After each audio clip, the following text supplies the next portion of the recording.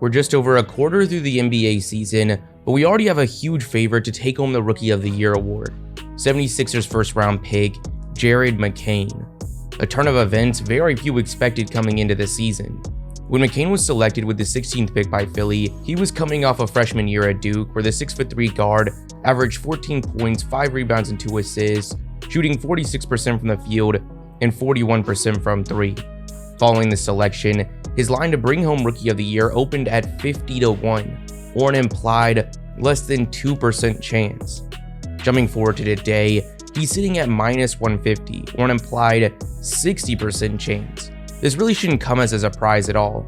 McCain's production to this point has been in a different tier. He's played 22 games, averaging 16 3-3, shooting with really solid splits, 46% from the field, 38% from 3, and 88% from the line. There is absolutely no question he went overlooked in the recent draft. In the event of a redraft, he would have a very strong case to be the top pick. But if we go back to when McCain was coming out of high school as a 10th ranked recruit in the country, what happened to those 9 players that were ranked ahead of him? One spot ahead of McCain in ESPN's rankings was 6'9" power forward Mgbako. At the high school level, Mgbako was a man amongst boys, rarely matched physically, but also showed some flashes on the perimeter that put him on the map for the NBA draft.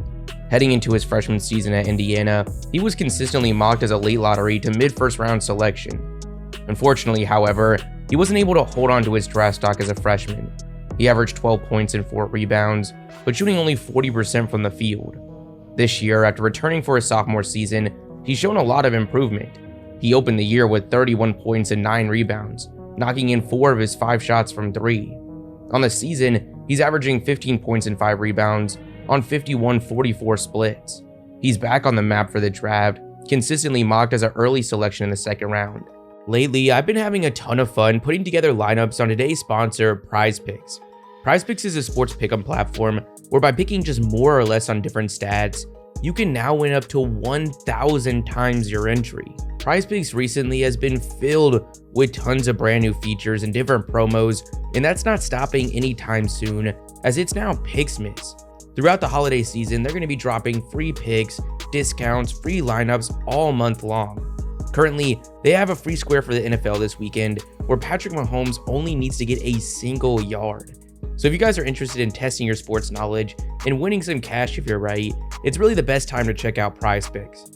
Then for my viewers, if you click that link in the description and use the promo code JIMMER when you sign up, after you play your first lineup of at least $5, they're going to hook you up with $50 instantly. Thank you PrizePicks for sponsoring today's video. The 8th overall recruit and the first guard ranked ahead of McCain was 6'5" shooting guard Jacobe Walter. Walter came into his freshman season widely expected to be a top 10 selection in the draft. He then proceeded to come out of the gates on fire. Through the first 5 games of the season, he averaged over 19 points, shooting 47% from the field and 42% from 3. At that time, we saw him start to emerge as one of the favorites to be a top 3 selection in the draft. He checked nearly every box. He had the size, two-way ability, and perimeter production you look for in the NBA today. However, when jumping forward to the end of his college season, the situation was quite different. He dealt with some pretty rough slumps and finished the year with averages of 15 points, shooting only 38% from the field and 34% from distance. He was no longer in those conversations at the top of the draft and was ultimately selected with the 19th overall pick by the Raptors. So far, he's made 11 appearances where he's averaging 7 points and 3 rebounds on 36-20 splits. Not quite the start you want to see, but just recently he put together his best performance to date, dropping 19 points against the Knicks, knocking in 6 of his 12 shots. The 7th ranked player in the class was 6'9" wing Cody Williams, brother of emerging star in OKC, Jalen Williams. Cody entered his freshman season at Colorado, mocked as a late lottery selection. But similar to Jacobe Walter, he would enter top pick conversations after a really hot start. He went on an 11-game stretch out of the gate, averaging just under 17 points, 4 rebounds, and 2 assists, shooting 61% from the field and 57% from 3. But also similar to Walter, his production took a big hit to close the year. Over the final 7 games, he averaged just 6 points, shooting only 14% from the field. This run caused his stock to take a pretty big hit. but his combination of 3-and-D ability and versatility was still garnering heavy NBA interest, and eventually he was selected with the 10th overall pick by the Jazz. So far, it's been a pretty rough start in the NBA. In his 16 games played, he's averaged just 3 points, 2 rebounds, and an assist, shooting only 27% from the field and 19% from 3. We've also seen him in 5 G League games where he's averaged 16 and 4, but shooting with only 33-24 splits. The 6th ranked player in the class and top big was 7'1" Aaron Bradshaw. Now, despite being ranked so highly in this class, his stock really wasn't all too high entering his freshman season at Kentucky. Due to his traditional big skill set, he was most commonly mocked as a late first-round selection. Then throughout this season, he didn't help his case. His stock only continued to tank further and further. He averaged less than 5 points and 3 rebounds. Then with Calipari leaving Kentucky, and in an effort to revive his stock, he decided to transfer to Ohio State ahead of this season. Through his first 4 games, he was averaging 8 points and 5 rebounds, shooting only 38% from the field. After that pretty rough start, he actually had to step away from the team while being investigated by the school for an alleged quote-unquote domestic incident. Recently, however, it was announced he has returned to team activities, but he's still yet to appear in another game. The 5th overall recruit in the country was 6'10" forward Matas Buzelis. Coming out of high school, Buzelis decided to jump straight to the pros and play in the NBA G League for the Ignite. Going into the year, he was being looked at as the favorite to be the #1 overall selection in the draft, and it was pretty easy to see why. He brought a rarely seen combination of elite size and true wing ability. Unfortunately, however, we saw Buzelis' stock creep further and further down throughout the year. With the Ignite, he averaged 4 points, 7 rebounds, and 2 assists, shooting 45% from the field, and what really had scouts concerned, just 26% from 3.